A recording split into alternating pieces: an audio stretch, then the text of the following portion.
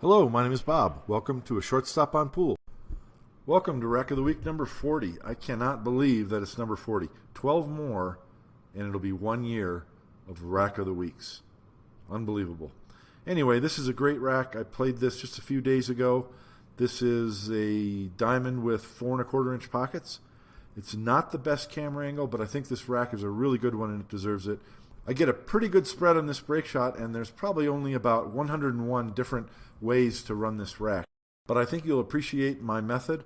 I decide on a couple of priorities and then attack those priorities with the goal of always choosing the highest percentage play. And I've mentioned that in a couple of recent Rack of the Weeks as being the key to high runs. Let's get into the rack. This rack starts with my favorite break shot, side of the rack.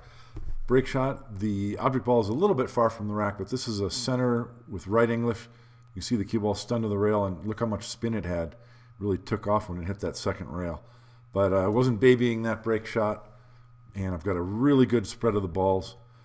I've got an easy shot on this 5 ball in the corner pocket, but there's a little bit of an issue with these two balls on the bottom rail. They're lined up really well into the corner pocket, and so I'm going to deal with that first. Plus, it gets my cue ball farther away from this 5, and then I can evaluate what I want to do next. So I go pretty quickly to shooting this combination.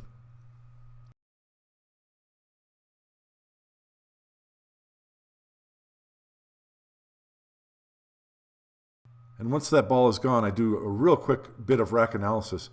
And the most important point is that I do not have a typical side of rack break shot. So I need to make a decision. Do I want to try and make a break shot, or do I want to use this 9 ball? The 9 ball is not in an optimal position, but if I land on it well, it's going to work very well as a break shot. I'm going to be able to hit the bottom corner of the rack. And I decide to go with the 9. The reason why is I've got a key ball here, and the 4 ball is a key ball. So I decide early on that I'm preserving these 3 balls. And once that decision has been made, I then decide that I have to deal with this ball, my up table ball, and this 10 ball is a trouble ball because it's blocking the pocket for my break shot and key ball. So I need to deal with that. That's my highest priority, and so that's where my thought process goes immediately. I need to maneuver the cue ball somehow using one of these balls right onto this rail, because then I'll have an easy straight-in shot on the 10. Knowing that that's a priority in the rack, I need to leave this 2 ball because that's my bailout ball. After I shoot the 10, I'm going to shoot the 2 and then complete the rack. So I've now identified 1, 2, 3, 4, 5 balls that I need to preserve until I get on this 10. So my goal is to get on this 10 ball. The next shot I need to shoot is the 5. Now I could, off from the 5, run into the 10 with the goal of driving it past the 9 and the 4 up table, maybe over by the side pocket. And probably I would be able to hold my cue ball in this area to shoot the 2 ball next. I decide that that's a little bit reckless. And so I have room to cut this 5 ball in the corner pocket and come between the 9 and the 3 back out to center table. So that's what I choose to do, and then just evaluate my options from there. So a little nudge on the 14. I've got a bunch of shots. I can shoot the 1 ball. I can shoot the 6 ball. It does go past here. I also have a combination on the 9 into the 13 in the side pocket. Rather not shoot the combination if I don't have to. It's not necessary. Now the easiest follow-up ball after shooting the 1 is the 2, but I've already decided, here I'm evaluating that combination, but I've already decided that I need to preserve the 2 as my bailout shot after I shoot the 10. So how am I going to get the cue ball over to the 10? And I decide to shoot the 1 and bring the cue ball back up to center table. I need to get out of the way because both of these balls go in this pocket. And so probably I'll have some route to get my cue ball over here. So here comes the cue ball. Good job. So a possibility now is to cut this 11 and draw the cue ball past these balls and try and hold it in this window. That's kind of what I was thinking I would have. As I look at it, I really don't like it. So now I'm making an evaluation, and I've touched on this in a couple of recent racks. This ball has a better purpose now to get me onto this 10 than preserving it as a key ball for my break shot. Partly because the 4 ball is a good key ball for my break shot as well. So go ahead and use that ball for its preferred purpose, and that's to get on the 10. So that worked well. Now when you saw me shoot that 10 ball a little roughly, what I wanted to do was get the cue ball onto the bottom rail so I had an angle to shoot the 2 and probably come back this way, come back up table. And I didn't do that. So this is a recovery shot. I just shot the 2 and stunned forward, knowing that I have one of these balls back in this side pocket. So those two balls are kind of a recovery sequence. But after shooting this, looks like the 6 ball in the side pocket, now I've got a shot on the 3 and I'm golden. So it's at this point that you see me pause over in front of these balls because I'm deciding what my end pattern is. I've dealt with all the trouble on the table except for this 14, but that's not a huge trouble ball. I'm going to be able to use that to my advantage. And so now I'm looking for a specific end pattern. I want to get on this 4 ball as a key ball. The shot line to the 4 is here. So if I'm straight on it, that's good, or just to this side. Oops, just to this side is good because then I can bounce off the rail and get perfect on my break ball.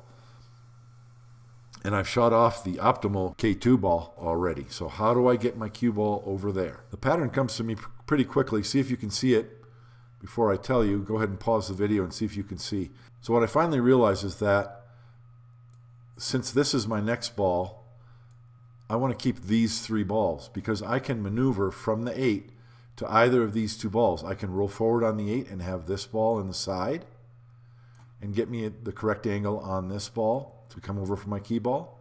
Or I can do it in the other order. I can shoot the 8 ball, leave the cue ball here, shoot this ball in the corner, and then I've got a shot on this ball in the side pocket to move my cue ball over here to get on my key ball. So once you realize that these 3 balls get me onto my key ball, what does that leave you? It leaves you with shooting this ball and just bring the cue ball up here.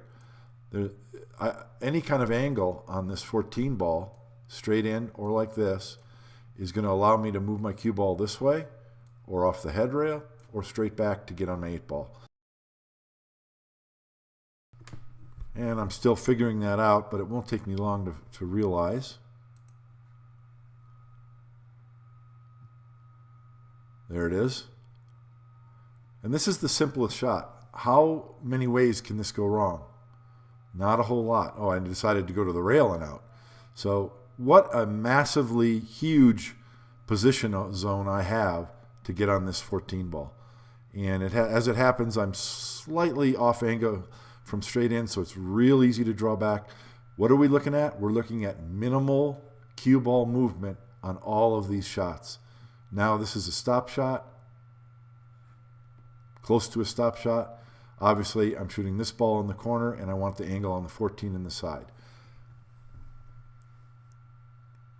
You're looking for that end pattern that has minimal cue ball movement and is close to a stop shot pattern, as close to a 100% chance of getting on your key ball. And if you take some time to study the rack, oftentimes it'll appear to you when you didn't see it at first. Now I've got an angle. I want to pause this real quick. I have the optimal angle, in my opinion, on my key ball. Just a slight angle. I'm going to have to hold the cue ball, but that's better than having the wrong angle or being straight in where you've got to play some kind of a speed control shot. So I'm cutting the 4 ball to my left. My cue ball is going to move this direction. Because of the perspective of the camera angle, it might look straighter in than it is. But this shot is low left English. The left English makes the cue ball draw more sharply straight off from the 4 rather than going to the side, which makes it easier to control the cue ball on the side rail. And I want a real steep angle on this 9. If here, the parallel angle is a terrible angle for this break shot because it's low and far from the rack. It'll be real hard from here to get into the rack with any amount of force. Whereas with a sharp inside angle, boy, that's going to be easy. I'm going to be able to really open the rack well. Because the 9 ball is close to the pocket and I'm going to be close to the 9, It's a very, very makeable shot, even with a steep angle. Low inside, I can hit it somewhat firm, but very controllable, and preserve that angle. Now I can already tell that on this break shot, my cue ball is going to be right there. I'm going to be hitting the corner ball. And I really like hitting the bottom part of the corner ball so the cue ball goes down to the bottom of the rack. I'm going to be hitting this pretty hard, probably 7 or 8 out of a 1 to 10 power scale. But this keeps my cue ball under control. As it turns out, I think I decide, once I get down on the ball, that I don't have to blast it that hard. And so I hit a little bit closer to center. And I still want the cue ball to stop or go to the bottom rail, but that's not what happens. I hit it really full and just a hair above center and cause my cue ball to travel all the way up table. That's not great. That's very much less than optimal. But with all the work I've been doing on my fundamentals and working on long shots, I don't hesitate for a moment to shoot this ball in the corner. If this was a month or two ago, I would probably be wanting to shoot this 2 ball because it's closer to the pocket and I feel like it's a higher percentage shot. Today, or 4 days ago when I shot this was a hanger. I had zero fear of this ball, and that's what working on your alignment does for you. You can approach these more difficult shots with confidence, and I wasn't begging this ball to go in the hole. I was playing it with a position, knowing that I'm going to bounce my cue ball this far off the rail for this ball next. Much better to get this ball off the rail now than to have to work it into your pattern to come back around and get it later. I hope you found that informative, entertaining, and helpful. If you did, please hit the subscribe button and give me a thumbs up. Head over to SatoriFlatRack.com and check out the promo video for my new and unique pool ball rack. And of course, ShortstopOnPool.com for my book, A Shortstop on Straight Pool. Thank you for watching. We'll see you next time at Shortstop on Pool.